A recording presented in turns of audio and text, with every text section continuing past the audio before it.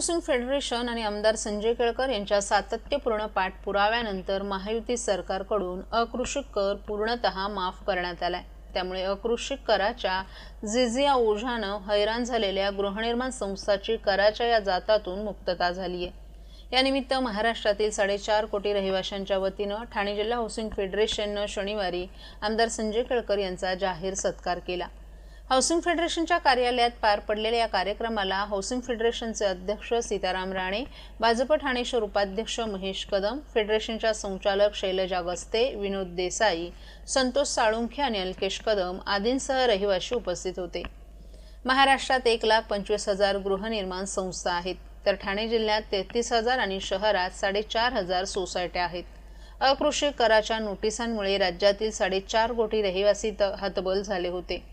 हा एनए कर स्थगित करावा यासाठी ठाणे जिल्हा housing federation, Maharashtra housing federation, Pune housing फेडरेशनच्या महाराष्ट्र राज्य गृहनिर्माण महासंघानं न्यायालयात जनहित याचिकाही दाखल केली होती।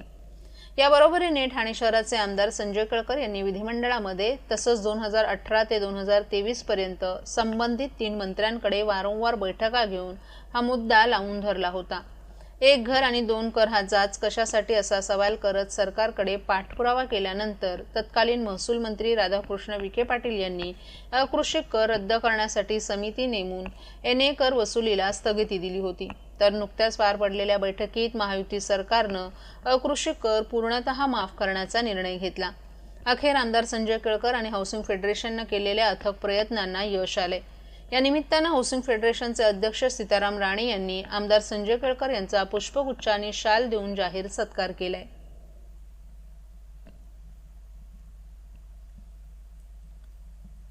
साहेब, हा जो निर्णय झालेला आहे त्यामुळे किती लोकांना याचा फायदा होणार आहे आणि सोसायट्यांना किती फायदा होणार आहे? महाराष्ट्रामध्ये जवळपास 1,25,000 हाऊसिंग सोसायट्या आहेत आणि या सोसायट्यामध्ये जवळपास 4.5 ते 5 कोटी लोकसंख्या राहते आणि या सगळ्यांना या एनए टॅक्स रद्द केल्याबद्दल फार मोठा दिलासा मिळालेला आहे।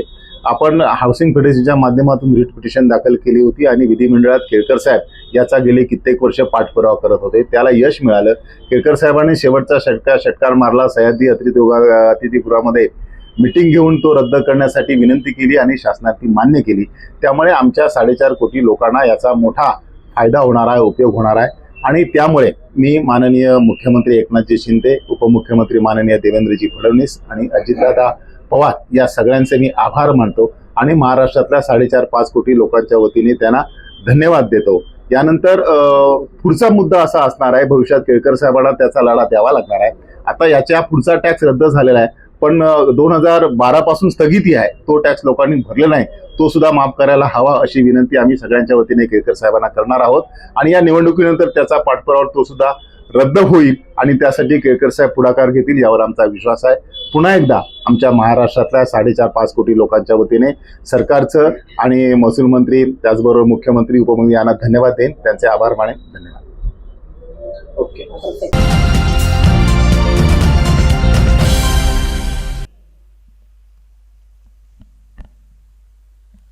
दिव्यातील आगासन भागात असलेल्या ठाणे महानगरपालिकेच्या शाळा क्रमांक 88 मधील 44 विद्यार्थ्यांना गुरुवारी दुपारी शालेय पोषण आहारातून विषबाधा झाली होती। या घटनेनंतर अत्यवस्थ 40 विद्यार्थ्यांना पालिकेच्या कळवा येथील छत्रपती शिवाजी महाराज रुग्णालयात दाखल करण्यात आलं होतं। त्यातील 11 मुलांवर अद्याप उपचार सुरू असून 29 मुलांना शुक्रवारी डिस्चार्ज देण्यात आलाय। कळवा येथील एका खासगी शाळेत 46 विद्यार्थ्यांना शालेय पोषण आहारातून विषबाधा झाली होती। या घटनेला 15 दिवस उलटत नाही तोच दिव्यातील शाळेमध्ये विद्यार्थ्यांना गुरुवारी पोषण आहारातून विषबाधा झाली। शाळेत दुपारच्या सत्रातील विद्यार्थ्यांना मधल्या सुट्टीत खिचडी दिली। ही खिचडी खाल्ल्यानंतर विद्यार्थ्यांना पोटात मळमळायला लागलं, काहींना चक्कर आली तर काही विद्यार्थ्यांना उलट्या सुरू झाल्या होत्या। त्यानंतर या विद्यार्थ्यांना कळवा रुग्णालयात दाखल करण्यात आलं। त्यापैकी 29 विद्यार्थ्यांना शुक्रवारी उपचारानंतर घरी सोडण्यात आलं, तर 11 विद्यार्थ्यांना ताप असल्यामुळे त्यांच्यावर उपचार सुरू होते। या घटनेच्या पार्श्वभूमीवर शाळेत पालकांची मनसे आमदार राजू पाटील आणि माजी आमदार सुभाष भोईर यांनी भेट घेतली। भोईर यांनी या घटनेबाबत शिक्षकांशी चर्चा केली, तसंच पोषण आहार पुरवण्याचं कंत्राट पालिकेनं स्थानिकांना देण्याची मागणी भोईर यांनी केली आहे।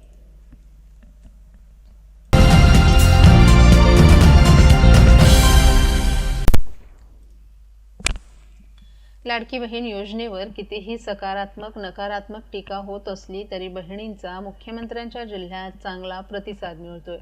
ठाणे जिल्ह्यातील लाभार्थी महिला योजना सुरू झाल्यापासून ते आजतागायत ठाणे जिल्ह्यात 7,29,417 लाडक्या बहिणींनी लाडकी बहीण योजनेचा लाभ घेतलाय.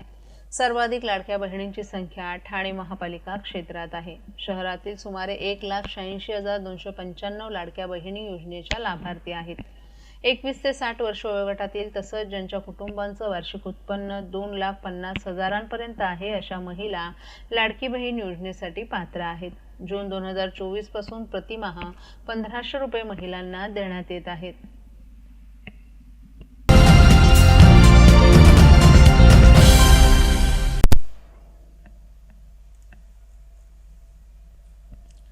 सिमरन सनी सोंधी आणि शबाना सनी सोंधी यांनी सरकारी साक्षीदार होण्यासाठी कोर्टात दाद मागितली. आम्हाला जितेंद्र आव्हाड आणि त्यांच्या लोकांनी खोटं बोलून अडकवले. आज झालेल्या पत्रकार परिषदेत सिमरन सनी सोंधी आणि तिची आई शबाना सनी सोंधी यांनी आपल्याला चुकीच्या पद्धतीनं खोट्या खटल्यात अडकवण्यात आल्यानं कोर्टात आपण दाद मागितल्याचं सांगितलं. जितेंद्र आव्हाड यांच्या समर्थकांनी त्यांना खोटं बोलण्यास आणि खोटी साक्ष देण्यास भाग पाडल्याचं त्यांचं म्हणणं आहे. या घटनेनं त्रस्त झालेल्यांना आता सत्य बाहेर काढण्याचा निर्णय घेतला असून या प्रकरणी सरकारी साक्षीदार होण्याची विनंती त्यांनी न्यायालयाला केली आहे. या पत्रकार परिषदेत सिमरन आणि शबाना यांनी आपल्यावर केलेले आरोप पूर्णपणे खोटे आणि निराधार असल्याचं सांगितलं. त्यांच्या म्हणण्यानुसार जितेंद्र आव्हाड आणि त्यांच्या समर्थकांनी त्यांच्या कुटुंबियावर मानसिक दबाव टाकला आणि खोटी FIR दाखल करण्यास भाग पाडलं. आता आपल्याला न्याय हवा आहे आणि सत्य समोर आणून खरा न्याय मिळेल अशा आशा असल्याचंही दोघींनी सांगितलं. सिमरन आणि शबाना यांनी यापूर्वी जी काही विधानं केली होती ती दबावाखाली दिली होती आणि आता त्यांची चूक सुधारण्यासाठी न्यायालयाची मदत घेत असल्याचंही त्यांनी सांगितलं. या संदर्भात त्यांनी सरकारी साक्षीदार होण्याचं आवाहन केले जेणेकरून सत्य समोर आणता येईल आणि ज्यांनी आपल्याला खोट्या प्रकरणात अडकवण्याचा कट रचला त्यांच्यावर कायदेशीर कारवाई करता येईल असं त्यांचं म्हणणं आहे. या पत्रकार परिषदेत त्यांनी आपल्या कुटुंबावर झालेल्या मानसिक आणि भावनिक अत्याचाराचाही उल्लेख केला असून या प्रकरणी न्यायव्यवस्थेकडून लवकरात लवकर न्याय मिळावा आणि त्यांच्या कुटुंबियांना शांती लाभावी अशी अपेक्षा त्यांनी व्यक्त केली आहे. जितेंद्र आव्हाड आणि त्यांच्या लोकांकडून जीवाला धोका असल्याचा मुद्दा त्यांनी पत्रकार परिषदेत उपस्थित केला. यावेळी ज्येष्ठ माजी नगरसेवक राजन किणे हे देखील उपस्थित होते. यावेळी माजी नगरसेवक राजन किणे यांनीही पत्रकार परिषदेत याविषयी अधिक माहिती दिली.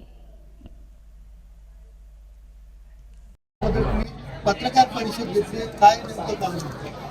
आज पत्रकार परिषद घेण्याचं कारण एवढंच की आज 3 वाजता जो जितेंद्र आव्हाड यांच्यावरती पोस्कोचा गुन्हा दाखल झालेला आहे त्या संदर्भात त्यांनी न्यायालयात अर्ज केलेला आहे की मला या गुन्ह्यामध्ये जामीन मिळावा.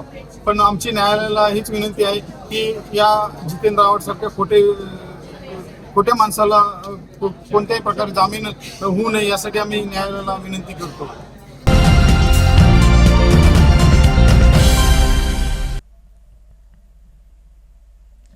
कळवा पोलिसांनी सन 2023-24 मध्ये गहाळ झालेले 65 मोबाईल फोन शोधून तक्रारदारांना परत करत उल्लेखनीय कामगिरी बजावली आहे.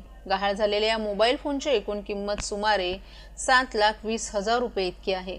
कळवा पोलीस स्टेशनला मिळालेल्या तक्रारीनुसार या फोनचा शोध घेण्यासाठी वरिष्ठ अधिकाऱ्यांनी सूचना दिल्या होत्या. वरिष्ठ पोलीस निरीक्षक अशोक उतेकर यांनी गुन्हे प्रकटीकरण पथकाला तपासासाठी मार्गदर्शन केलं. या तपासादरम्यान CEIR प्रणालीचा वापर करून मोबाईल गहाळ झाल्याची माहिती फीड करण्यात आली. तसंच ठाणे परिमंडळाचे पोलीस उपायुक्त यांच्या मार्गदर्शनाखाली विविध मोबाईल कंपन्यांशी पाठपुरावा करून गहाळ फोनचा शोध घेण्यात आला. गुन्हे प्रकटीकरण पथकातील पोलीस शिपाई प्रशांत लवटे आणि त्यांच्या टीमनं तांत्रिक माहितीचा वापर करून 65 मोबाईल फोन हस्तगत केलेत. गहाळ मोबाईल शोधण्यासाठी त्यांनी कौशल्यपूर्ण तपास केला आणि शेवटी फोन तक्रारदारांना परत करण्यात आलेत. या उल्लेखनीय कामगिरीमुळे वरिष्ठ पोलीस निरीक्षक अशोक उतेकर, निरीक्षक अनिल गायकवाड, उपनिरीक्षक सागर सांगवे आणि गुन्हे प्रकटीकरण पथकातील पोलीस कर्मचाऱ्यांचं कौतुक करण्यात येत आहे. हरवतो, प्रवासामध्ये विसरतो आणि त्याच्यामध्ये आपली बरीचशी माहिती असते ती जाते, त्यावेळी आपण निराश होत असतो. आणि एक आपला जीवनाचा मोबाईल हा म्हणजे एक अविभाज्य भाग झालेला आहे. तसं पाहिलं तर आपण बघितलं तर 24 तास आपल्याबरोबर असणारा हा एकमेव वस्तू आहे की जी आपल्याबरोबर असते, ना आपलं नातेवाईक ना कोणी, परंतु आपण पाहिलं तर एक जिव्हाळ्याचं नातं असलेला मोबाईल असतो आणि हा हरवला की लोकांना त्याबद्दल लोकांचं नुकसान होतं, आर्थिक नुकसान होतं, त्यांचं मानसिक नुकसान होतं. या दृष्टिकोनातून ठाण्याचे पोलीस आयुक्त डुंबरे साहेब यांनी अशा हरवलेल्या मोबाईलबद्दल विशेष मोहीम हाती घ्यायला सांगून ते मोबाईल शोधून नागरिकांना परत देण्याबद्दल आदेशित केलं होतं. त्यानुसार कळवा पोलीस स्टेशनचे गुन्हे प्रकटीकरण पथकाचे अधिकारी API सांगवे, त्यांचा स्टाफ हेडके वगैरे आणि याच्यामध्ये विशेष कामगिरी करणारे आमचे पोलीस कॉन्स्टेबल प्रशांत लवटे यांनी तांत्रिक माहितीच्या आधारे वेगवेगळ्या भागातून वेगवेगळ्या ठिकाणी वेगवेगळ्या वेळी असे हरवलेले मोबाईल त्यांनी जमा केले आहेत. आणि अशा प्रकारे जमा केलेले 65 मोबाईल आज आम्ही या ठिकाणी त्या संबंधित नागरिकांना परत करत आहोत.